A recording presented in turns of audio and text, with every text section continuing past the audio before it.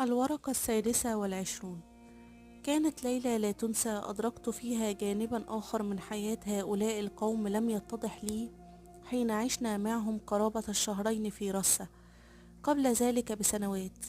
فعلى الرغم من طول مكوثنا بينهم، فإن أبي كان حريصا وقتها ألا نختلط بهم في صلاة أو طعام أو سمر، ولعله كان يعتقد في فساد عقيدتهم ومذهبهم، ففضل أن نقضي أوقاتنا كلها في الخيمة التي اختارها بعيدا عن ساحة النزل تحقيقا لغرضه. كان أهل القبيلة كلهم قد خرجوا للساحة من أجل السمر. جلس الشيخ عابر في الصف الأول تحت المظلة التي صنعها الشباب من جريد النخل والكتان، بجانبه ولداه الشيخان نابت ودومة، ثم شيوخ القبيلة ورجالها. أما النساء فقد جلسن في الصفوف الخلفية ومعهن فتيات القبيلة. وفي الجهة المقابلة جلس الشبان يرتدي الواحد منهم زيا كاملا كأزياء الفرسان، يتكون من إزار أبيض وسروال واسع يحيطه نطاق عريض يصل إلى أسفل الصدر، ويتدلى من النطاق سيف لامع يصل نصله إلى طرف الركبة. وعن يمين الساحة جلس حامل الضفوف من الرجال والعبيد. أما جهة اليسار فقد جلست الجاريات المنشدات وبضع فتيات أخريات يحملن النايات والمزامير والطنابير. ولقد ذكرني مرأى الناي بأمي رومانا، كما أثارت نغماته ذاكرتي وشجوني وأحزاني. أما خارج الساحة فقد كان الطهاة يعكفون على شواء عدد لا بأس به من الخراف والشياه، حتى امتلأت سماء النزل بسحابة حبلى برائحة اللحم. أمطرت في جفوننا لعابا، سال شوقا إلى تذوق ما يطهون. بدأت الليلة بمبارزة بين شابين أظهر فيها كل شاب مهارته في التلويح بالسيف ورشاقته في تفادي الطعن والضرب.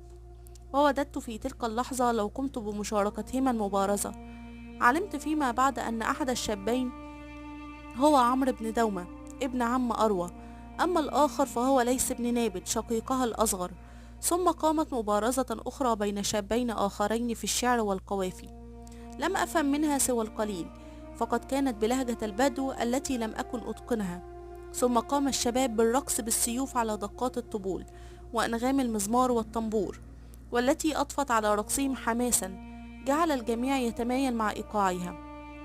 وقامت بالغناء إحدى الجواري حتى أطربت الجالسين بصوتها العذب، وتركتني في حالة من الشجن رغم تعثر فهمي لبعض الكلمات في غنائها.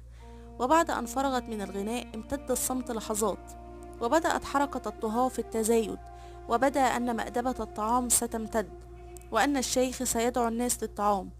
ولكن الشيخ قال وهو ينظر إلى صفوف النساء التي تجلس خلفنا: أين أنت يا أروى؟ ألم تسمعين عزفا على الناي الليلة؟ هدأت حركة الطهاة بعد كلمات الشيخ. أوصلت إحدى الجواري نايا إلى صفوف النساء الخلفية، وصمت الجميع في انتظار عزف حفيدة الشيخ المدللة.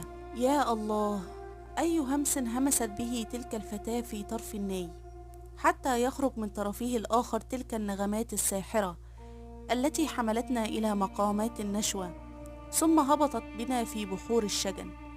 لم أكن جاهلا بالمعازف والألحان، فقد ألفتها أذني منذ أن كنت رضيعا، ولكن هذه الألحان ليست كالألحان، وشتان بين نغمات أروى المفعمة بالحياة ونغمات أمي الجنائزية التي تعلمتها في معابد مصر. انتهى السمر، وقام الطهاة بتوزيع اللحم والثريد، فأكل أهل القبيلة حتى شبعوا، ثم انسل كل رجل مع أسرته إلى خيمته، وقمت متجها إلى خيمتي بعد أن شكرت الشيخ عابر وولديه نابت ودومة. في تلك الليلة لم أهنأ بنوم، ظل عقلي متقدا بالفكر طيلة الليل، تتلاعب به أراجيح الأسئلة التي لا تنتهي ولا تستقر على إجابة واحدة. شمعون، ويحك يا شمعون، ما الذي فعلته بنفسك وبأمك أيها التعس؟ لماذا لم ترضى بما قسمه الرب لك؟ ها قد فررت من التيه وأنت في جوار بني مرسل، فكتب الرب عليك التيه وحدك بعيدا عن نبيك وقومك وأمك. أمي، كيف حالك يا أمي؟ ظني أني قد كسرت ظهرك بعد أن كسر أبي قلبك بموته. أشتاق إلى ضمة من صدرك ودمع أظرفها بين يديك وأنت تسامحينني. قد خذلتك وخذلت أبي. أبي، أشعر بالخزي أمامك. أعلم أنك مطلع علي. وددت أن أحقق حلمك ولكني أضعت كل شيء. اغفر لي واذكرني عند ربك واشفع لي عنده. ربي، هل طردتني من رحمتك؟ أنا أؤمن بك وأعلم أنك عظيم وقادر، ولكني أخشاك. أخشى عذابك وغضبك وأعجز عن فهم حكمتك. أخشى أن تهلكني كما أهلكت أبي بذنوب بني إسرائيل. لماذا لم تتجلى على أبي برحمتك كما تجليت على الشيخ عابر وقومه؟ الشيخ عابر، عجبا لأقداري معك أيها الشيخ. هل أرسلك الله نجاة لي أم فتنة لي وإمعانا في التيه؟ إن كان الرب راضيا عن قومك فلماذا أرسل نبيه إلى بني يعقوب ولم يرسله إلى بني إسماعيل؟ أتكون الحقيقة كما تحاول أن توحي إلي، أن الرب يرسل الأنبياء إلى العصاة من عبيد وليس الصالحين؟ أصدقك القول أيها الشيخ. إني أمقت تلك الحيرة التي قذفتني إليها، أمقتها رغم امتناني لك وسعادتي برؤية أروى. وحين وطأت بطيفها عقلي هدأت أرجوحة الفكر في رأسي، وطغى صوت ناهيها عن جلبة نفسي، فسكنت للتو وللحظة، وتنسمت أنفي رحيقها، فسرى خضرا في أطرافي، وغوت حالما في الصباح. مر اليومان التاليان وأنا ما زلت على حيرتي بين ترك القبيلة والسفر وحدي في طريق مجهول، أو البقاء معهم والبعد عن سرية سين لسنوات. وفي اليوم الثالث دعاني الشيخ عابر إلى خيمته في وقت القيلولة، وكان الناس قد سكنوا في رحالهم. دخلت إلى الخيمة المعطرة برائحة الصندل، فاستقبلتني فراشة كالتي رأيتها من قبل. دارت الفراشة دورة في الهواء، ثم وقفت على عمود الخيمة تضم جناحيها وتبسطهما في هدوء. وجدت الشيخ جالسا على الأرض يمدد ساقيه، وقد وضع على فخذيه صندوقا من الخشب، ينظر إليه مبتسما، وفي يديه وريقات صغيرة من الشجر يفركها بين إصبعيه ثم يلقيها داخل الصندوق. ألقيت عليه التحية فرد عليها مبتسما، ثم قال: تعال يا شمعون اجلس. جلست إلى جواره فقال لي وهو يشير إلى الصندوق: انظر. نظرت فوجدت فراشات مختلف ألوانها تقف على جدار الصندوق من الداخل، وفي قاع بضعة أعواد من الشجر تتسلقها يرقات مقززة كالديدان، يقضم بعضها وريقات الشجر التي يلقيها إليهم الشيخ عابر. شعرت بالغثيان لمرأى اليرقات، فصرفت نظري عنهن وأشرت إلى الفراشات وقلت للشيخ عابر: رأيت إحداهن منذ أيام وتعجبت لوجودها في الصحراء، لم أكن أعلم أنك تطعمهن على تلك الديدان. ضحك وقال: أنا لا أطعم الفراشات بل أطعم الديدان. بل بان العجب على وجهي، فقال: إن هذه الدودة المقززة التي تنفر منها يا فتى هي نفسها تلك الفراشة الساحرة التي يعجبك حسسها. فغرت فاهي دهشة فتابع: أهداني تاجر حرير من الشام تلك اليرقات منذ أشهر، ومن يومها وأنا أتأمل حياتها وأرى فيها آية لحياة الناس وموته وبعثه.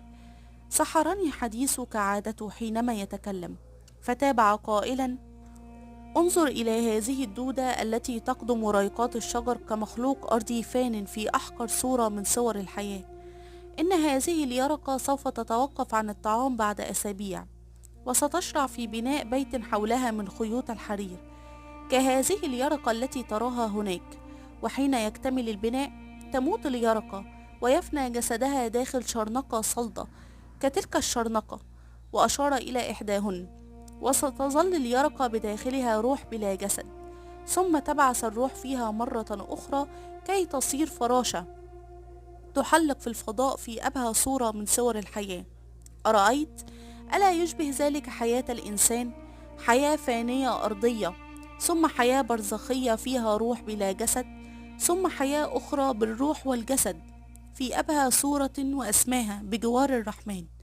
شعرت برعدة في جسدي، وغمرتني كلمات الشيخ بسكينة لم أشعر بمثلها من قبل، وشعرت أنه قد أجاب بكلمات بسيطة عن عشرات الأسئلة التي راودتني منذ وفاة أبي.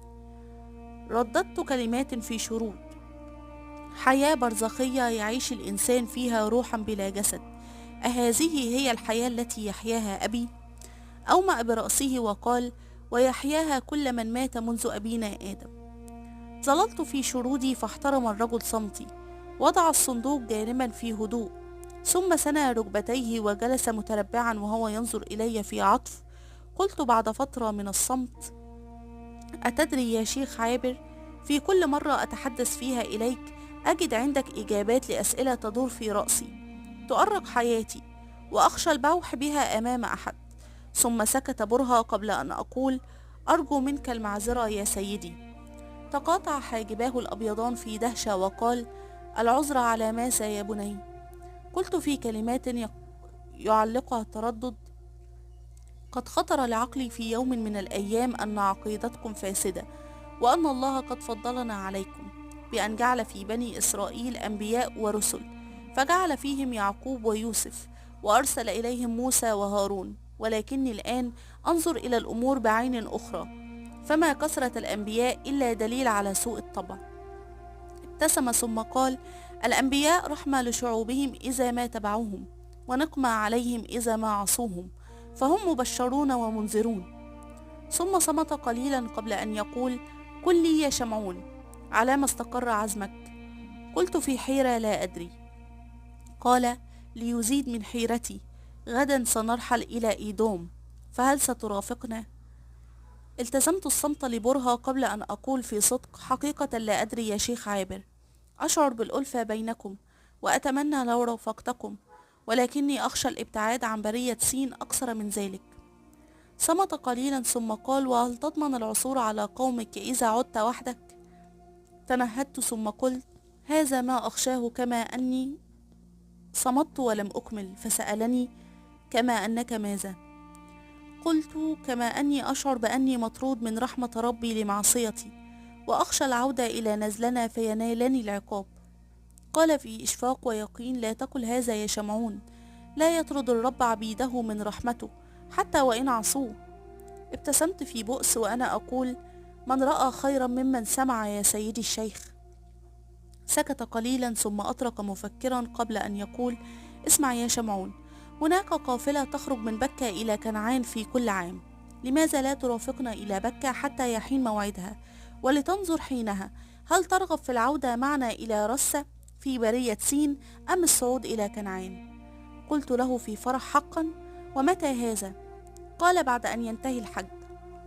شعرت بطول المدة وعاودني التردد، وكدت أقول له سأتفكر في الأمر، لولا أن دخلت أروى في تلك اللحظة ومعها جارية عجوز، وهما يحملان طعاما وقسطا من الماء. ارتبكت أروى حين رأتني وأطرقت بصرها أرضا، بينما خفق قلبي في سعادة لرؤيتها المفاجئة. قطع تفكيري صوت الشيخ عابر وهو يقول: ماذا قلت يا بني؟ فأجبته بغير تردد: أرافقكم يا سيد الشيخ. ثم قبلت يده وانصرفت. الورقة 27. وصلنا إلى إيدوم بعد 3 أيام من السير الهادئ الذي لا يعكر صفوه ريح ولا عطش، ولا أظن أن المرء قد يحتاج إلى دليل في الصحراء كي يعرف أنه قد وصل إلى أرض إيدوم. فحينما تتحول الكتل السمراء في برية سين إلى جبال أرجوانية ملساء تحيطها بحور من الرمال الوردية البديعة المنظر، فأنت في أرض إيدوم. لم أرى في حياتي مثل هذه التشكيلات الجبلية الرائعة التي لونها الخالق فأبدع في تصويرها. ورغم أني قد مكثت عمري كله في الصحراء، كانت الرمال ناعمة، فصارت القافلة في بطء حتى لا تجهد الدواب في سيرها. وكان سيري إلى جوار الشيخ نابت وابن أخيه عمرو بن دومة، وساعدنا صفاء الجو وبسط المسير على أن نبدأ هذا الحديث. قلت: ما أبدع هذا الجمال، كيف تتلون الجبال بهذا اللون الأرجواني البديع؟ قال نابت: هذا خلق الرحمن يا غلام، رأيت في حياتي جبالا سوداء، وأخرى حمراء، وثالثة بيضاء كالثلج، وكلها من خلق الله. ثم قال: أتدري ما معنى إيدوم؟ إنها تعني الأرض الحمراء، ويقولون إن أبانا عيسى ابن إسحاق هو أول من وطأها بقدمه من أبناء إبراهيم. تعجبت مما قال وقلت: أبونا عيسو؟ فتابع: نعم، كان عيسو أخا ليعقوب، ثم هاجر إلى تلك الأرض وعاش بين العربان مع زوجتيه، فلما استقر به المقام هاهنا تزوج من أمنا محلة ابنة أبينا إسماعيل، وعلى أثر ذلك هاجر الكثير من ولد إسماعيل وعاشوا في تلك الأرض لسنين. قلت: وهل يحكمها بنو إسماعيل الآن؟ قال نافيا: كلا، بل يحكمها ملك من الإيدوميين، ولكننا ندخلها مطمئنين مكرمين، فهي أرض أمنا محلة. تحدث عمرو بن دومة، وكانت المرة الأولى التي نتحدث فيها معا، فقال، وكان صوته رخيما عميقا: كم أتمنى أن أعيش هنا، زرتها منذ 3 أعوام وما زال قلبي معلقا بها.